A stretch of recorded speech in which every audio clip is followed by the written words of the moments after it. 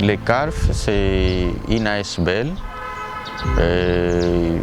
appartenant à la compagnie des Jésuites, donc les Jésuites de la RDC. Il a été créé à la suite d'une expérience déjà avérée dans les domaines de la gouvernance politique, économique, sociale et environnementale même, à travers les centres CEPAS qui est basé à Kinshasa, appartenant toujours aux Jésuites. Alors, il faut souligner qu'avant l'existence légale du CAF à Lubumbashi, les Jésuites travaillaient déjà dans ces domaines-là, y compris dans les Grands Katanga. Et c'est comme ça qu'à travers les activités de recherche qui étaient menées, on avait découvert sur le terrain qu'il y avait des artisanaux qui travaillaient dans l'exploitation minière artisanale avec leur organisation que nous pouvons qualifier d'informelle parce que c'était juste leur manière de se coordonner entre eux avec quelques personnes qui pouvaient donner les orientations et les ordres et ce qu'il faut faire, mais pas au modèle des coopératives telles que l'exigeait déjà à ce moment-là la réglementation minière de la RDC.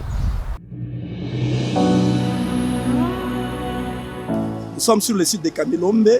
Il y a l'organisation avec une coopérative CMDS COP-CA présidée par le PCA d'Imalo, le premier vice-PCA qui est le Défi Kadogo, le deuxième vice chargé d'administration qui est M. Adrien Bolela avec un secrétaire.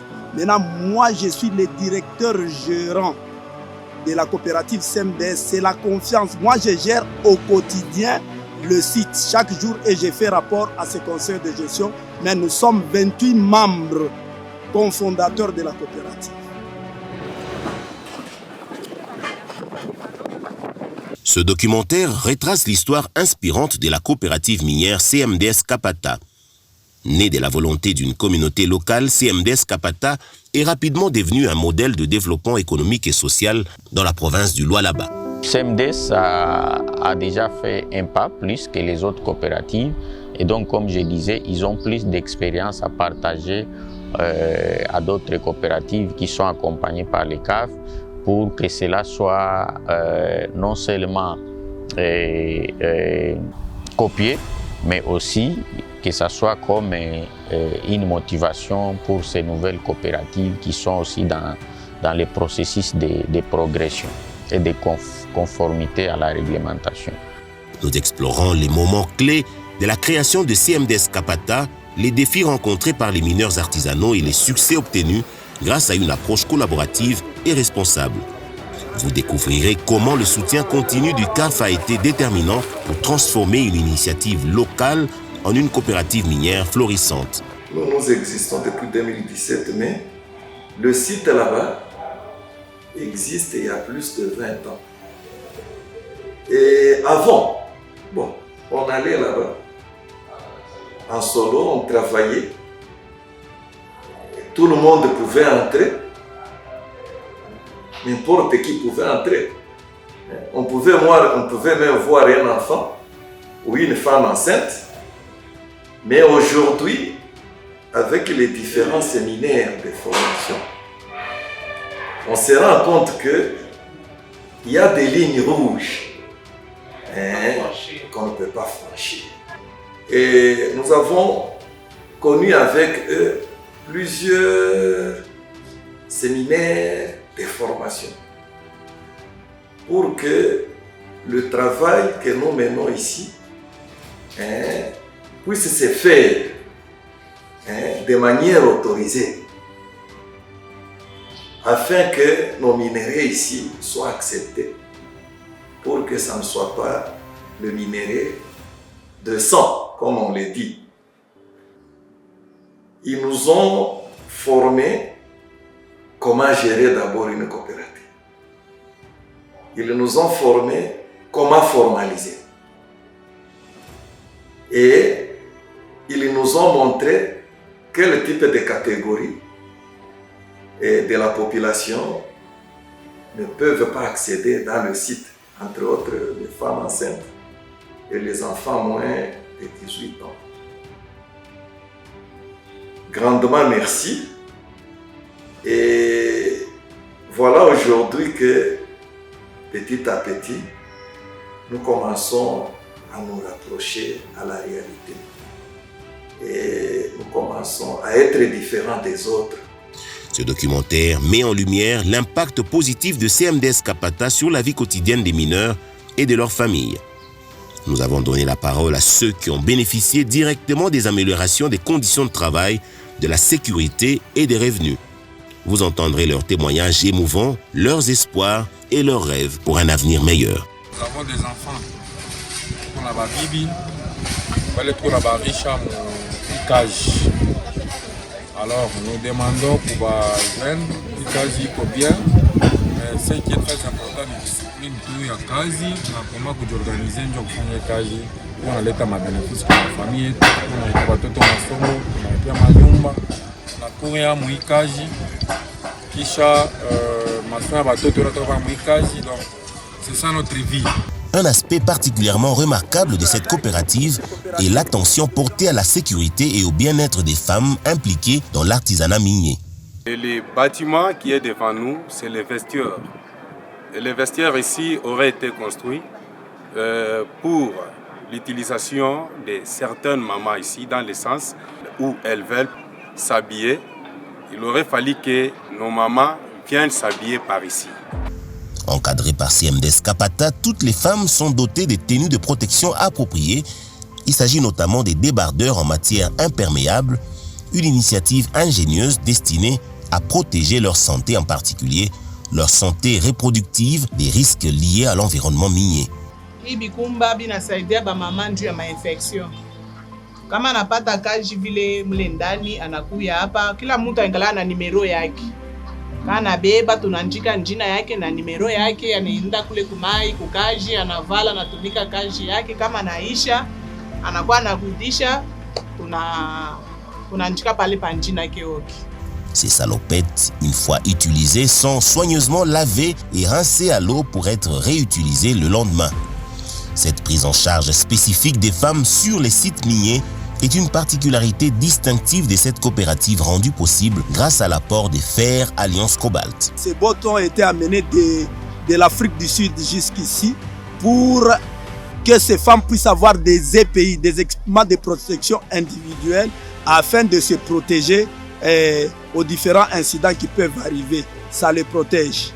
Nous examinerons également les perspectives de croissance de la coopérative, son rôle essentiel dans la chaîne d'approvisionnement responsable du cobalt et sa contribution significative au développement durable de la province.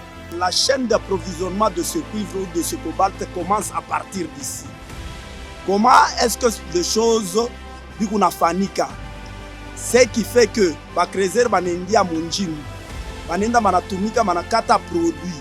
Après avoir kata produit, kunakuya procédure ya kuextraire produit munjimu kuipandisha yulu. Maintenant, quand le produit natoka yulu, kuku produit iko lavable, kama iku na teneur ya chini, on peut aller ça kuka étant tukunako umu, on avait des bassins, mais ça vile bari tusukumia mai kuma komis ma société inatuentouré hapa.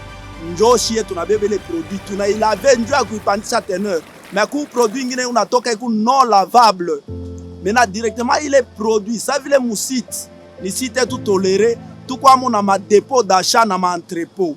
Kama anapenda en tant que sponsor na bakrezeraki, ils peuvent entreposer le produit s'ils ont de moyens afin que Beneche charge itoke mu site. Il y a une quantité de traitement. Maintenant, s'ils n'ont pas de moyens, ou soit ils ne veulent pas entreposer leurs produits, ils vont aller vendre sous contrat au dépôt des Chinois qui sont ici. Maintenant que le Chinois en enesha charge, ou soit entrepôt yabo en enesha charge à 40 tonnes, banaenda ku coopérative banalomba demande de documents, njua kutosha produit banataya ke tutenda kujisha par exemple ici chez nous là-bas, kuku ma usine ma HMC manine. produit natoka mule même traçabilité, il y a document pour les produits chaque tournesha et on achète le document du point de vue légal.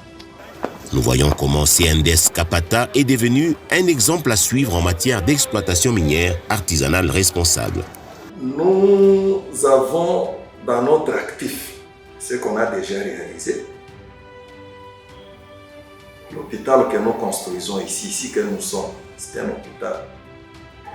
Et nous voulons un hôpital qui a une forte capacité. Pourquoi? Puisque nous encadrons plusieurs creuseurs, plusieurs exploitants artisanaux et les autres sous-entendus, ceux-là qui exercent différentes activités dans le site. Petit commerce, tout ça, transport, avec moto, il y a le maman, laveuse, il y a ceux-là qui ont des restaurants.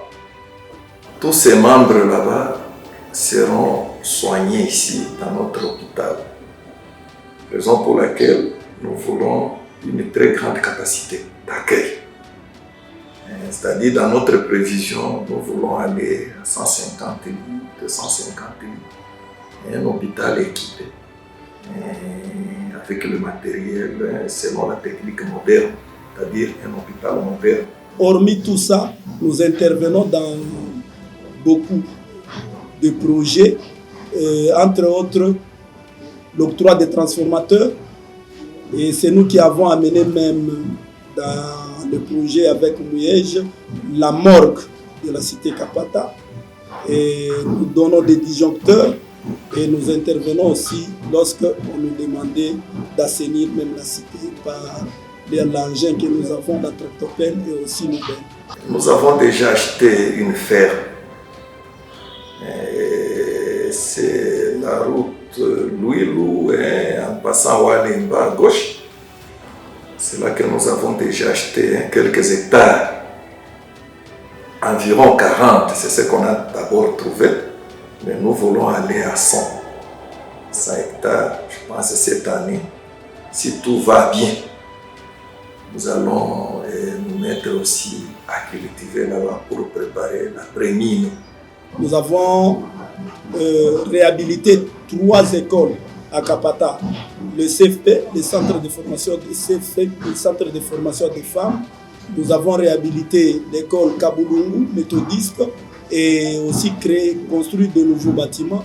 Nous avons réhabilité aussi l'école Diman, l'école primaire de la Gécamine de la cité Kapata. Nous remercions CAF, puisqu'elle nous a beaucoup aidés. Ces structures nous ont beaucoup aidés, ces ONG nous ont beaucoup aidés. Nous ont beaucoup aidés dans la formation et nous poussent à la formalisation. Ce qu'ils ont déjà fait pour nous, c'est beaucoup, mais qu'ils puissent encore continuer. Pourquoi? Puisque nous voulons évoluer. Évoluer, c'est-à-dire quoi?